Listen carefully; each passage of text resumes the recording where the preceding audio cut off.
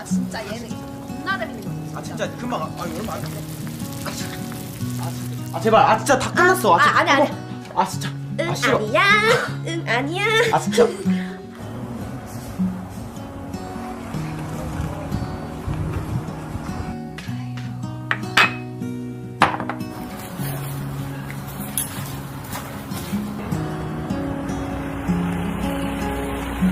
여보세요? 할아버지 어디쯤이세요?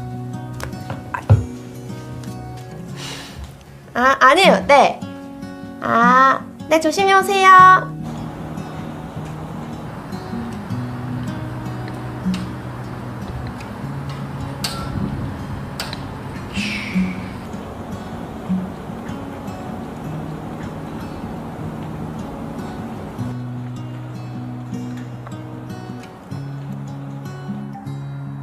등록 현관문이 열립니다.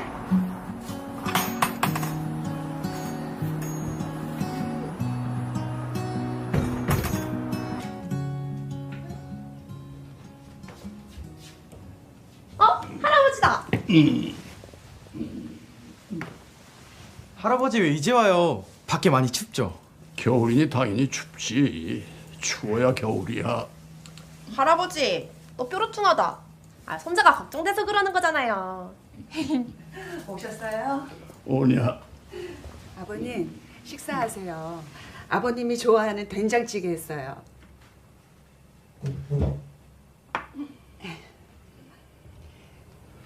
아버님 광화문 다녀오셨어요? 그래. 아버님 이렇게 날씨가 추울 땐 나가지 마세요. 아버님 혈압도 있으시고 길도 미끄러운데 걱정돼서 그래요. 맞아. 할아버지, 거기 너무 위험해요. 엄마 아빠 걱정 그만 시키라고요. 앞으로는 안 나가실 거죠, 할아버지?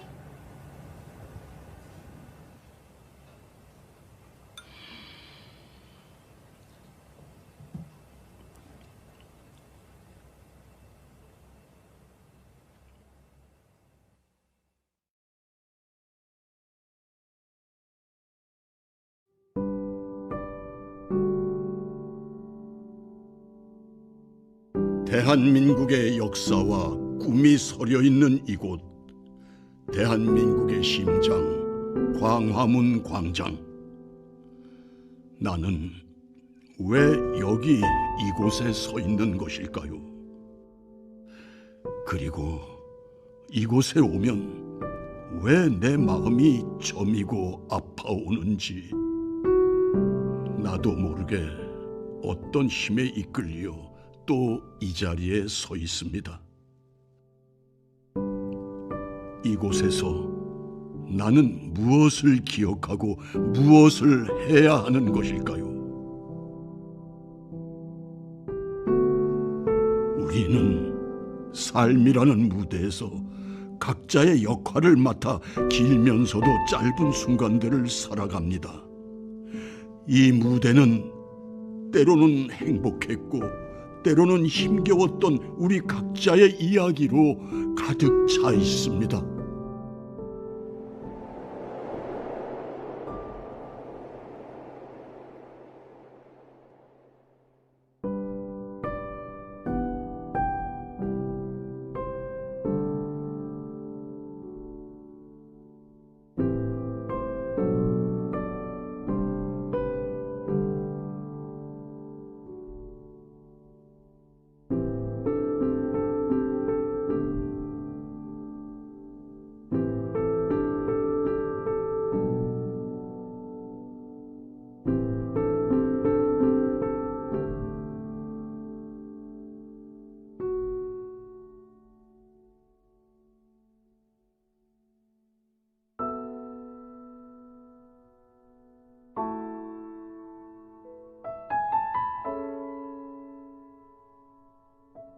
아이고, 수고가 많으시네요. 아이고, 부장님. 임동진 목사님이시잖아요. 어? 아이고, 이거 누구셔? 아이고, 이거 임동진 목사님이 이게. 야, 애국자네. 어떻게 건강은 좋으시고요? 나야 뭐 건강 심볼이니까. 어떻게 저를 알아보세요? 옛날에 젊었을 때 스타이셨잖아요. 스타요? 네. 스타는 저희 배우들끼리 우스갯소리로 스스로 타락한 사람을 스타라고 불렀습니다. 아, 요즘은 내용자라면서 스스로 타락한 분들이 많이 있어요. 실례지만 연세가 어떻게 되세요? 80 너입니다. 아이고 저희 큰 누님 뻘이시네요. 그렇습니까? 예, 정말 나란 일 때문에 잠을 못 주무시죠? 예, 맞습니다. 그래서 나란 일을 생각하면 잠이 안 온답니다. 나라 일 때문에 걱정이 많은 거는 6.25 이후로 계속되는 거니까 지금. 그럼 6.25 전쟁을 참 아프게 치르셨겠네요. 네, 전쟁 이전에 너무 아슬아슬한 무서운 사건들이 일어나는 걸 저들은 아버님을 통해서 들을 뿐 아니고 당하기도 하고요. 동장하고 반장하고 둘 감나무에 매달아 가지고 창으로 찔러 죽이고는 그 다음에는 이제 거적대기에 사서 휘발유 뿌려서 장작 위에서 태웠습니다. 생각할수록 끔찍합니다. 네, 그렇습니다. 6.25 전쟁이 나니까 3일 만에 뺏긴 거야, 서울을. 젊은이들이 전부 한강에서 보드 타고 있다가 배란간에 얻어맞아가지고 그냥 추럭에다 실려가지고 그냥 무조건 그냥 전방으로 난 거지. 그 올라갔던 애들은 다 죽은 거야, 그때. 아니, 인민군이 들으니까 어떻게 금방 쌀이 떨어져. 우리나라가 워낙 가난할 때니까. 그 다음서부터 3개월을 그냥 굶은 거야. 우리가 사실 압록강, 두만강까지 올라갔었는데 중공군이 내려오는 바람에 그 온 백성이 그냥 부산대구로 그냥 내려온 거란 말이야. 그때 뭐 기차가 있어, 뭐가 있어. 나는 또 아버지가 또 배우가 돼가지고 납북을 당했어요. 우리는 중공군이 들어오니까 다들 피난 가는데 아버지가 없으니까 피난도 못 가고 그냥 집에 앉아서 있었던 거예요. 근데 어느 날 아버지가 몰래 집으로 들어오신 거야. 자, 기차는 다 떠났지. 피난은 가야 되는데 갈 데가 어딨어. 그냥 덮어놓고 그냥 뭐 이불 보따리 무슨 집 보따리 니아까지 싣고 할머니 내가 태우고 그때 이제 13살이 된 거지 내가. 니아까를 끌고 그 눈보라가 치는데 걸어서 가는 거야. 국도로도 못 가. 왜냐면 중공군 들어올까 봐. 그래가지고 그냥 개울물 흐르는 그런 쪽으로 남쪽으로 가서 대구 국산까지 갔다고. 대구. 걸어서. 그런 걸 생각하면 저희가 남한에서 태어났다는 게 얼마나 하늘의 축복인지 모르겠습니다. 만약 북한에서 태어났거나 지금까지 북한에 억류되어 있는 우리 동포들을 생각하면은요, 정말 생각할수록 끔찍합니다. 살아오면서 계속해서 그것들이 얼마나 참 마음이 아프고요. 이렇게 오늘날 자유를 누린다는 이것이 너무너무 감사하고요. 초대 대통령에 대해서 저는 늘 감사하고 삽니다. 삶이라는 무대 위에서 저 또한 한 명의 배우이자 목사로서의 역할을 맡아 살아왔습니다. 배우로서 다양한 이야기를 통해 인생을 탐구했고, 목사로서 믿음의 길을 걸으며 영혼의 평화를 찾았습니다. 이 거대한 무대 위에서 다양한 인생을 경험했고, 그 길은 나 자신의 정체성을 찾아가는 여정이었습니다. 이토록 제 삶의 가치를 지키며 살 수 있도록 허락한 그 위대한 힘은 무엇일까요? 그 어떤 힘이 나를 이끌었을까요? 자유 때문이지.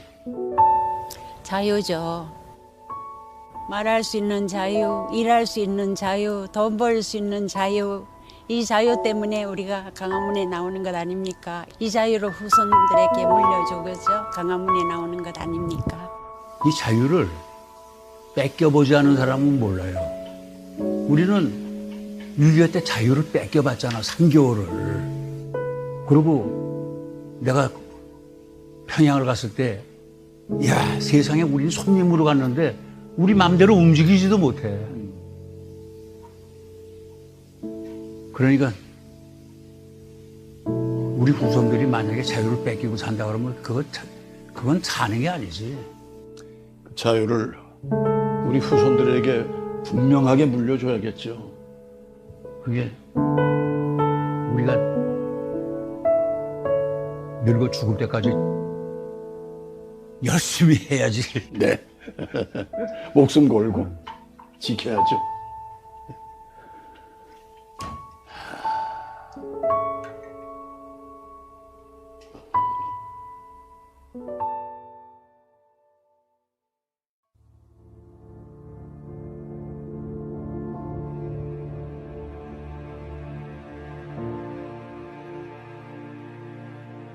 자유. 이 땅 위에서 살아가는 우리 모두는 자유라는 값진 선물을 받아 누리고 있으며 그것은 위대한 우리 선조들의 피와 땀, 눈물로 이루어낸 결과입니다. 자유란 단순히 말하고 행동하고 생각하는 권리, 그 차원을 넘어서는 것입니다. 자유는 우리가 꿈꾸는 미래를 향해 나아갈 수 있는 힘이며 우리의 다양성과 창의성을 꽃피울 수 있는 토양 그 자체인 것입니다. 하지만 우리에게 자유가 주어지지 않았다면, 우리에게 자유가 없었다면 우리의 삶은 어떻게 되었을까요? 저는 6.25 전쟁의 비참함을 경험한 세대로 전쟁의 상처로 말미암은 삶의 고난이 얼마나 깊은지 잘 알고 있습니다. 우리는 군인이었고 우리는 동포에게 총을 겨누어야 했으며 우리는 대한민국을 지키기 위해 누군가는 죽이고 누군가는 죽어야만 했습니다. 이러한 일들이 다시는 우리 대한민국 땅에 일어나는 것을 결코 원치 않습니다. 이 고통을 우리 자손들에게 절대 경험하게 하고 싶지 않습니다. 이것이 목사로서 나라를 위해 하나님 앞에 기도할 때 눈물로 기도할 수밖에 없는 이유입니다.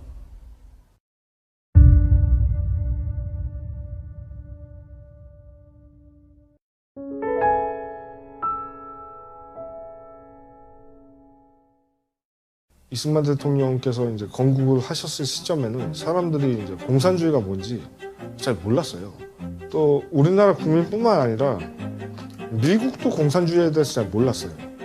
그래서 처음에 우리나라 정부를 이제 좌우 합작 정부를 이제 만들려고 했었고, 그러니까 미국도 모르고 우리나라 국민도 모르고 이런 상황에서 이승만 대통령님께서 거의 유일하게 이제 아시고 이건 안 된다. 건국이란 걸 해본 사람들이 없는 나라에서 건국을 하셔야 되는 그런 상황이었거든요. 어떤 나라를 세워야 되며 어떻게 세워야 할 것인가, 그 방법을 알고 있는 사람이 없었어요. 독립운동을 했던 분들의 상당수가 또 공산주의자예요. 그분들이 이제 감옥에 투옥이 돼 있던 상황에서 1945년 8월 15일에 일본이 항복을 하니까 바로 그분들이 다 석방된 거예요. 한마디로 일본이 가둬놨던 공산주의자들이 단번에 한반도에 가득 차게 되는 그런 상황이 벌어진 겁니다. 우리가 그때 사실은 남한 지역까지 공산화될 뻔했어요. 저는 10대 9의 세력 배분이었다고 생각하죠. 한반도가 이렇게 있는데 이 절반은 북한 공산당 체제예요. 남한에서 제일 센 세력은 박헌영 남노당 세력이야. 그러면 이제 남지가 남죠. 4분의 1 남는데 4분의 1에서 절반은 여운형 세력이었어요. 건국준비위원회 전국조직. 이거 또한 좌파하고 중도 좌파거든요. 또 절반은 김구식 세력이에요. 그리고 마지막에 남는 게 이승만 세력이에요. 세력이란 것도 없어요. 9가 좌파고 1이 자유우파였던 거예요. 김구가 좌파냐? 좌파였어요.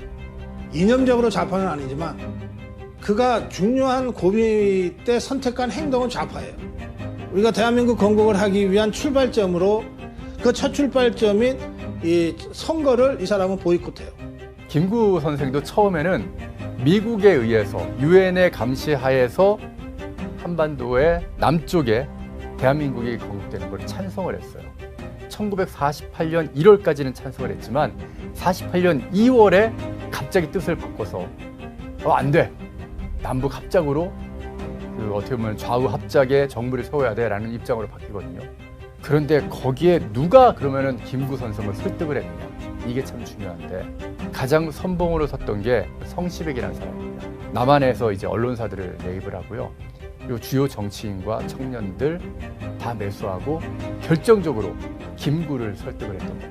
북쪽에서는 이미 김일성 주석, 남쪽에는 김구 대통령, 이렇게 해서 준비를 다 하고 있는데, 여기 정부가 이렇게 수립돼 버리면 우리가 추진하고 있는 일이 모두 다 허사가 되지 않습니까?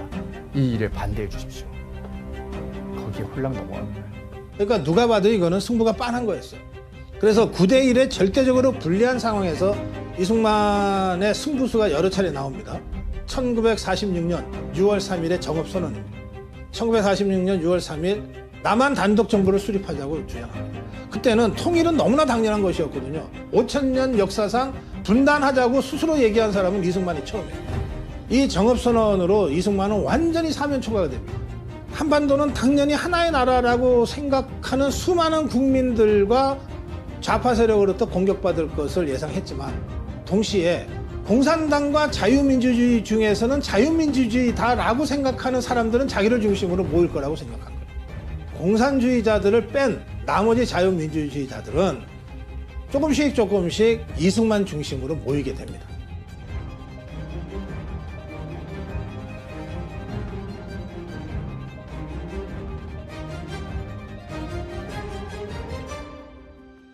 (48년 7월에) 이제 선출되셨는데, 그러니까 쉽게 말하면 국회의원들이 뽑아준 거죠. 재헌 의원들이 뽑아줬는데, 그때 압도적인 숫자로 이제 당선이 되셨어요.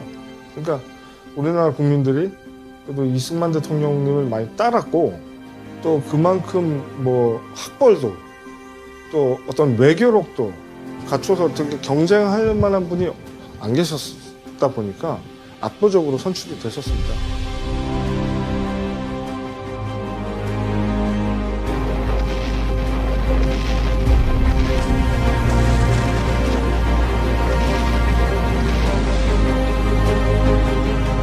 그런데 이렇게 대한민국이 건국된 후에 6.25 전쟁이 2년도 안 돼서 나잖아요. 미국은 야, 한반도 포기하자. 근데 이승만이 권총을 꺼내들고 저항한 거 아니에요? 아주 결정적인 수를 쓰죠. 전쟁이 끝나기 위해서는 가장 중요한 게 포로 교환이거든요. 포로 교환을 방해하면 못 떠날 거다라고 생각하시고, 전쟁을 통해서 잡았던 북한군, 인민군의 포로나 중공군 포로들을 대거 석방을 해본 겁니다. 이러면 북한에 잡혀있던 미군 포로를 그만큼 석방을 못 받게 되는 상황이 벌어지니까 휴전협상 자체가 원점에서 다시 시작되는 그런 일이 벌어지거든요. 미국은 이제 이걸 보고 도저히 안 되겠으니까 타협해서 뭘 원해, 이승만. 너네 한반도에 주둔해 있다는 거 약속해. 그거 구두로 약속하면 안 돼. 문서로 만들어. 한미 군사동맹, 한미 상호방위 조약 만들어. 한미 상호방위 조약 때문에 지금의 대한민국이 있게 되는 거예요. 그러니까 이승만의 그 결정적인 순간에 모든 걸 건 승부수가 다 통했기 때문에 건국과 지금의 대한민국에 이르기까지의 전 과정이 비로소 성립이 가능했다는 거예요. 인간 이승만이 아니었으면 48년 8.15에 대한민국 정부 수립이 안 됐고, 이승만 대통령이 아니었으면 1950년 6.25를 한미방위조약을 끌어내게 해서 자유우방에 참가해가 북한의 남침을 저지할 수 있었고, 그리하여 한미방위상의조약을 체결한 그 기반 위에 우리의 경제 발전을 이루는 토양을 이루었다. 대한민국이라는 나라의 거의 모든 것을 이승만 대통령이 다 짜놓고 갔다.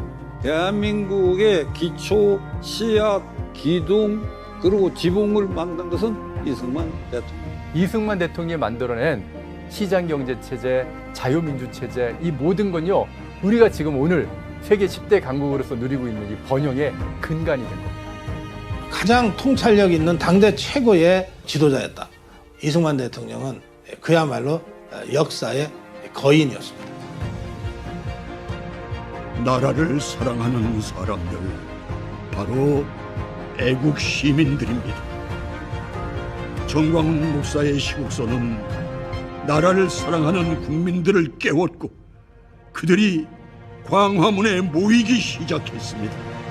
우연히 광화문을 지나가다가 전광훈 목사님 말씀을 듣다가 아, 이런 것도 있구나. 나도 여기에 참여해야 되겠다. 그래서 그때부터 참여하게 됐어요. 나라가 위험한 것을 전광훈 목사님 통해서 알게 되어서 실제로 마을에서 많이 좌파적인 그런 모습들이 있는 것을 보면서 참여하지 않으면 안 되겠다. 이 교회 말살 정책에 너무 분노하고 교회를 폐쇄하겠는 거 공산주의들이 하는 거고 하나님을 대적하는 자들이라서 제가 참을 수가 없어요. 지금 나라가 위급한 시기에 우리가 행동을 할 수 없는 것이 몸으로 표현하기 위해서 왔습니다. 다음 세대들에게 자유가 아주 중요하다는 것을 가르치고 있고 자유민주주의의 중요성을 강조하고 있습니다. 그 나라의 심각성, 위험성을 알게 되고 이제 참여하게 됐습니다. 나라가 위태롭다는 걸 알고 나와서 이렇게 응원이라도 해야 되겠다는 마음가짐으로 나왔습니다. 정광훈 목사님의 조금이나마 어떤 사역에 그 힘이 될 수 있도록 제가 끝까지 생명 바쳐서 하려고 합니다. 어머니께서 가자고 이렇게 하셔가지고 왔는데 이제 이렇게까지 나라가 심각한지 몰랐는데 저희 광화문 오게 되면서 많이 알게 된 것 같습니다. 개인 생활을 다 접고서 이 광화문 광장에 나오는 그 모습을 보고 함께 동조를 하고 싶어서 같이 나오게 됐습니다. 아이들에게 우리나라 자유민주주의를 지키고 예수왕후 복음 통일을 위해서 우리가 이곳에 나와야 된다고 설명해주고 데려오고 있어요. 비가 오나 눈이 오나 그들은 광화문을 지켰습니다. 오로지 나라를 사랑하는 마음 하나로 말이죠. 더 놀라운 사실은 6.25 전쟁 그 참담한 시기를 겪은 노인들이 다시 광화문으로 나오고 있다는 것입니다. 이들이 다시금 광화문으로 발걸음을 옮긴 그 이유는 무엇일까요? 우리는 아직 전쟁 중인 나라예요. 그리고 1,000만 명이 그 전쟁으로 인해서 수십 년 동안 가족을 만나지 못하는 이 비극적 상황에 살고 있고 또 전쟁에서 350여만 명 이상이 죽거나 다친 아픈 경험을 우리 아버지 세대들이 갖고 있는 거예요. 그 6.25 전쟁에 참전했던 분들은 지금도 80대로 다 생존해 있어요. 그들이 보기에 문재인 종북주사파 정권의 여러 가지 모습이 북한의 김정은 집단과 연계된 당신들이 50년 전에 목숨 걸고 싸웠던 공산주의자들의 모습이 재현되는 것으로 다가왔던 거예요. 대한민국 헌법에서 자유라는 단어를 삭제하고 헌법을 고치려고 했던 문재인 개헌의 어떤 실체 같은 거 이런 것들을 보게 되면서 이대로 놔뒀다간 정말 나라가 망하겠다고 생각하게 된 거예요. 이거는 목숨 걸고 지키지 않으면 안 될 정도의 절박한 문제였던 거예요.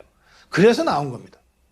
이게 대한민국이 먹고 살게 됐고 자유민주주의가 만개한 이런 상황에서 북한의 대남 전략전술에 물든 종북주사파들이 정권을 잡으려고 그러고 잡은 정권을 그들의 색깔칠을 하려고 하니까 우리가 6.25를 기획했던 사람들이 그 가만히 있을 수 있습니까?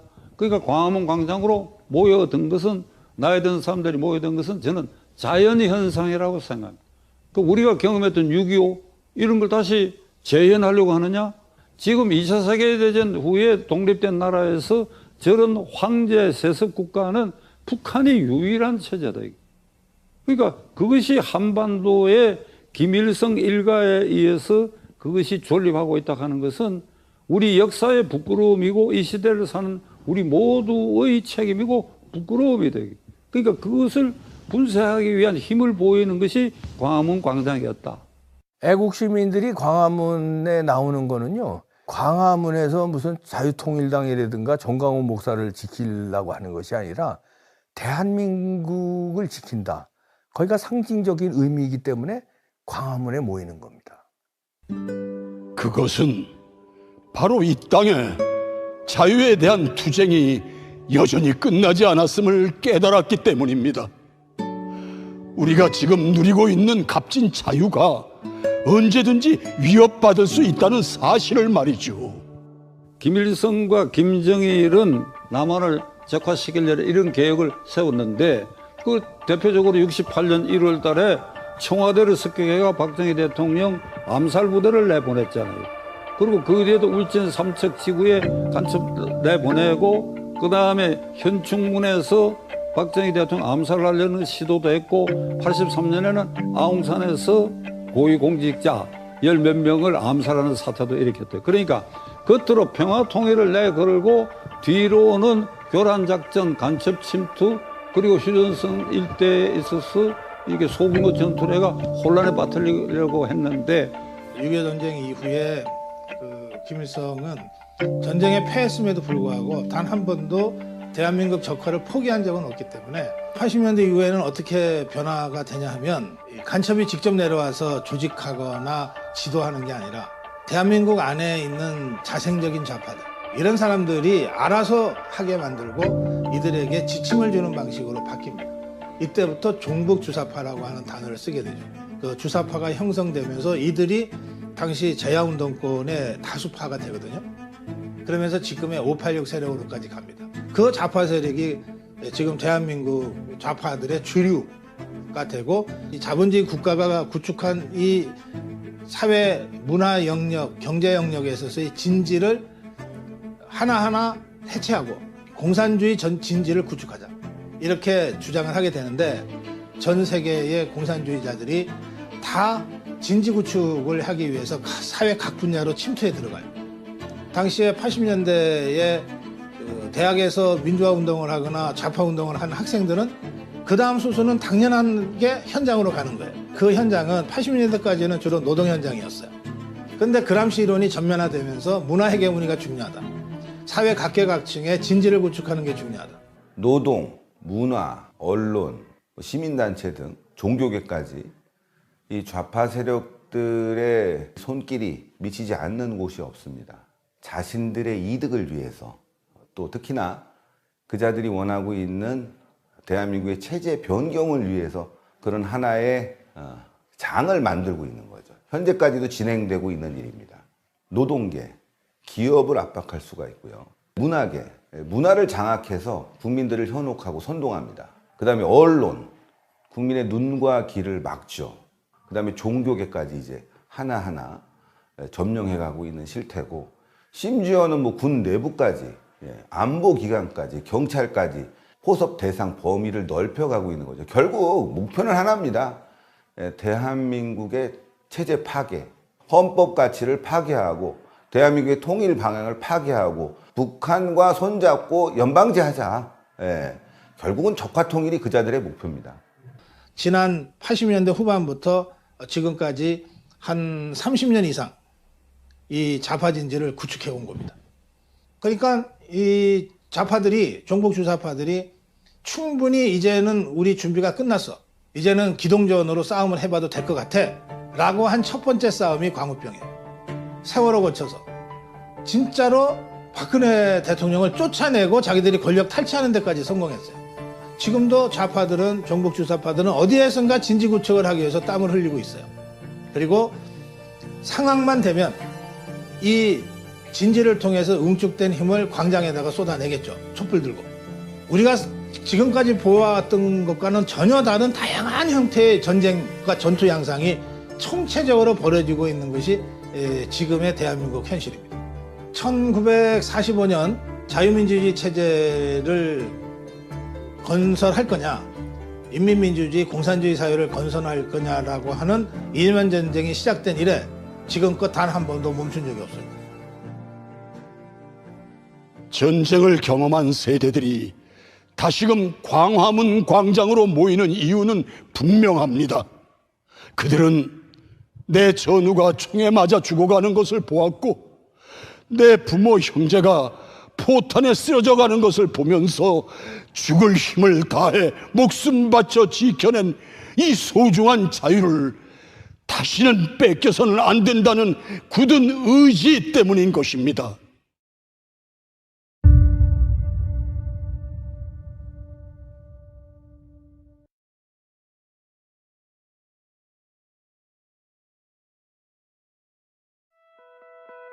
전광훈 목사의 시국 선언으로 시작된 광화문 애국운동은 그 시작은 미약했지만 시간이 지날수록 구름대처럼 사람들이 모여들기 시작했습니다. 전광훈 목사의 시국 선언은 현재 대한민국의 실태를 낱낱이 밝혀주었습니다. 누가 자유를 위협하고 있는지, 이 나라를 헤아려 하는 세력이 누군지 진실은 더 이상 숨겨지지 않았습니다. 대한민국의 애국 국민들은 이 자유를 수호하기 위해 이곳 광화문에 나오기 시작했습니다. 결국 이 광화문의 물결은 종북 세력의 부패를 청산하는 데 기여했고 부패한 정부를 교체하는 데 성공했습니다. 보수 세력은 그동안 시민운동이라는 그런 틀이 없었어요. 그러다가 2000년대부터 전광훈 목사님과 함께 하시는 교계를 중심으로 해서 광화문 운동이 이제 시작이 됐고, 그게 지금 현재의 광화문 세력이라는 것으로 이제 진화된 거죠. 그 당시만 해도 많은 사람들이 종교계, 시민사회가 광장에 나와서 구호를 외치고 피켓을 들고 이런 모습이 굉장히 낯설었습니다. 또 그걸 통해서 지금 소위 말하는 촛불, 운동권 세력, 또 노조 세력, 이자들의 집회와 시위를 상당 부분 감쇄시키는, 그걸 통해서 우리 사회의 보수 우파들이 단합하는 그런 계기 또한 더불어서 만들어낸 거죠. 전광훈 목사님이 주도하고 각종 애국단체들이 참가한 이른바 광화문 애국운동은 2019년 10월 3일이 정점을 이룬 시기라고 저는 생각합니다. 이것은 대한민국이 자유민주 체제를 지켜야 되겠다고 하는 전 국민 다수의 의견이 광화문에 결집된 상징적이고 현실적인 효과를 보여준 것이고, 그 힘을 뒷받침으로 해서 뒤에 있을 대통령 선거에서 종북 주사파 친김정은 세력의 발호를 차단하는, 그래야 자유민주 체제를 지키는 그 수호자로서의 광화문 운동의 시발점이었고 폭발점이었다. 종합적으로 어떤 언론이라든가 아니면 이제 그 좌파의 정치 집단 세력의 어떤 움직임을 제동을 걸 수 있었다. 애국 세력이 결집하고 그 결집된 게 퍼져나가서 왜 저렇게 사람들이 광화문에 많이 모일까? 그러면 이제 중도층에 있는 사람들도 뭔가 이제 좀 깨닫게 되고, 문재인 정권이 잘못됐구나. 주사파가 지금 이 잘못된 방향으로 나라를 이끌려고 하는구나. 이걸 경각심을 일깨워준 게 투표로도 이어지고, 결국은 그게 윤석열 대통령 탄생의 밑거름이 됐다. 그거는 윤석열 대통령도 인정하고 있는 부분이거든요. 그래서 결국은 광화문이 있었기 때문에 문재인 정권을 5년 만에 종식시킬 수 있었다. 규모면, 그 다음에 이 기간, 그 다음에 그 강도 면에서도 여러 가지 면에서 세계 역사에 남는 어떤 민주화의 투쟁이다. 2019년에 전광훈 목사라는 성직자가 광화문 국민대혁명을 이끄는 것은 기독교인들의 양심선언이기도 한 거예요. 그리고 그 투쟁이 쭉 전개되면서는 이제 광야교회 투쟁으로까지 가는데, 이거는 그야말로 신앙에 목숨 건 사람들이 수천 명이 모여서 그 추운 겨울을 이겨낸 거 아니에요? 그와 동시에 기독교 신자들이 아닌 수많은 사람들이 함께 나오게 되죠. 그래서 지금은 광화문 그러면 기독교인들만의 집회가 아니고 자유우파, 전체주의에 반대하는 자유민주주의 신봉자들이라면 누구나 다 광화문은 내 공간이라고 생각을 하게 된 거예요. 그런 점에서 전광훈 목사라는 한 명의 성직자가 정말 사악하게 이를 데 없는 문재인 종북 주사파 전체주의 독재 정권과 맞서 싸운 것, 그리고 그 싸움을 끝내 승리로 이끌어낸 것은 하나의 기적과 같은 드라마입니다.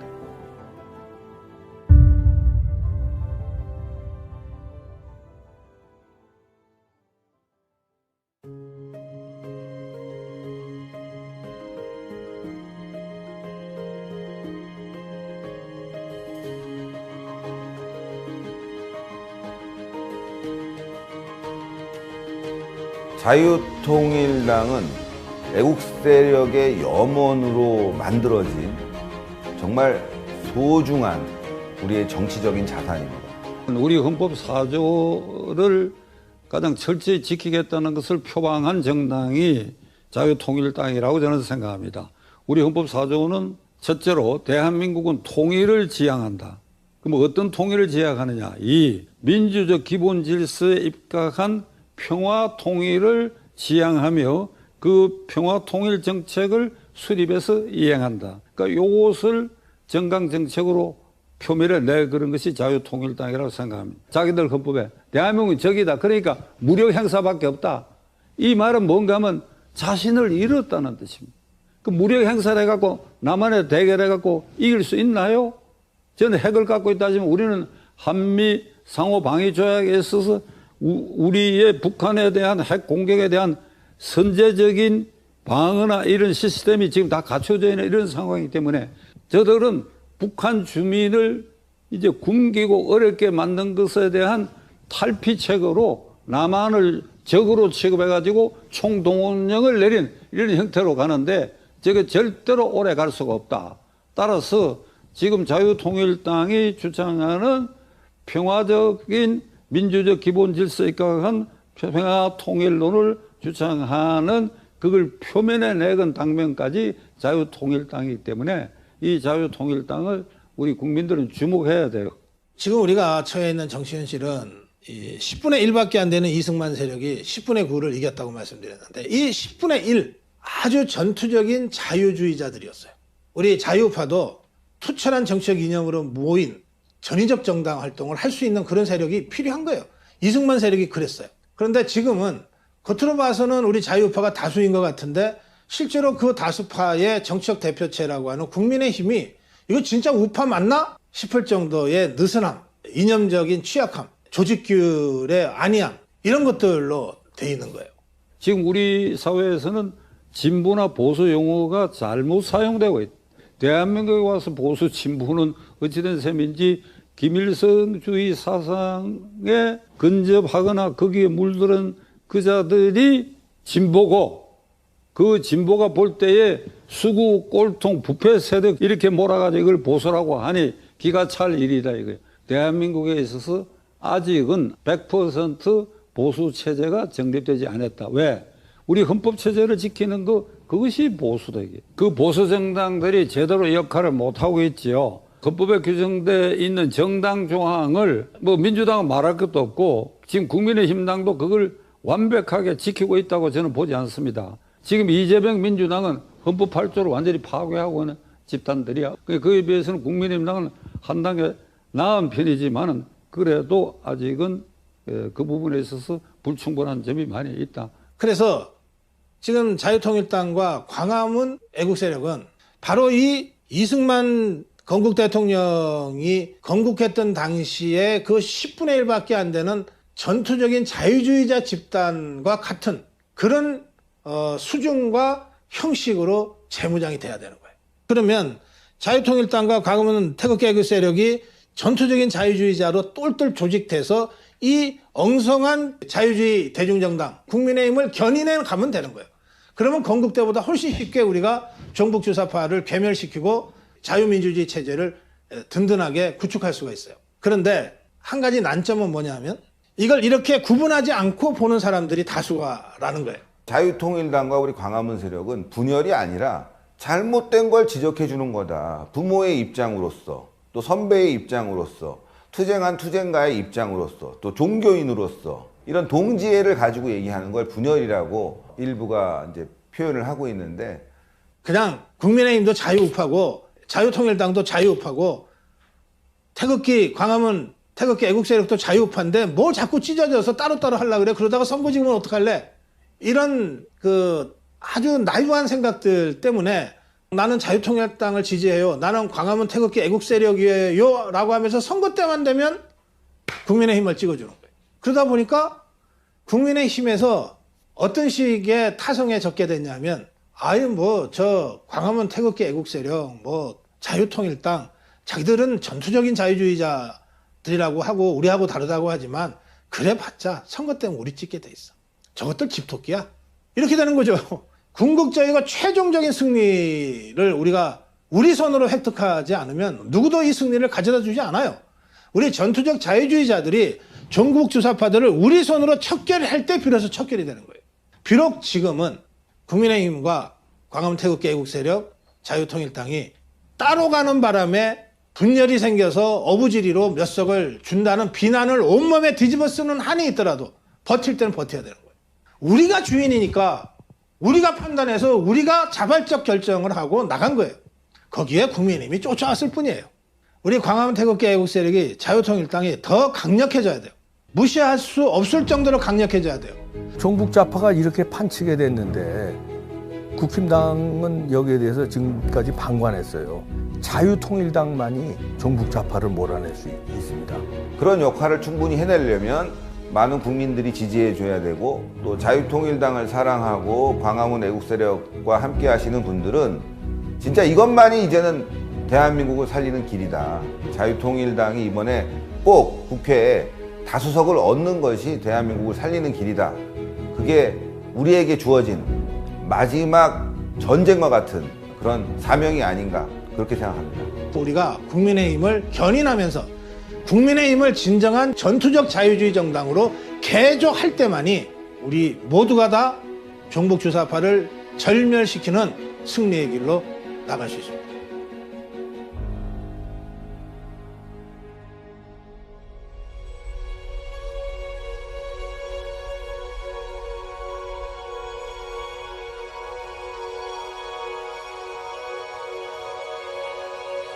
그렇습니다. 우리의 외침은 결코 헛된 것이 아닙니다. 이 끝나지 않은 전쟁을 기필코 승리로 이끌기 위해 우리는 오늘도 광화문을 지킵니다.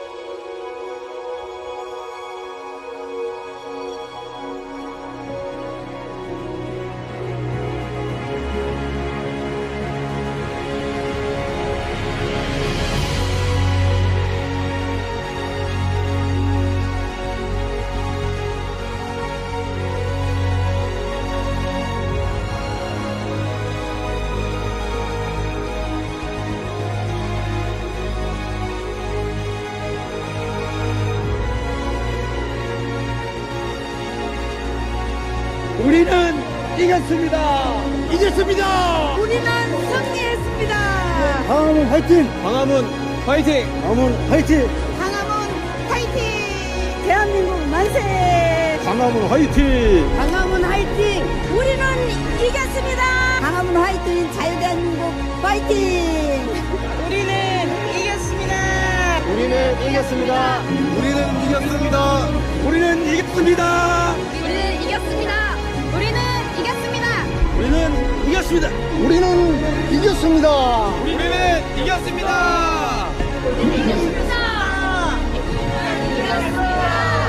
우리는 이겼습니다. 우리는 이겼습니다.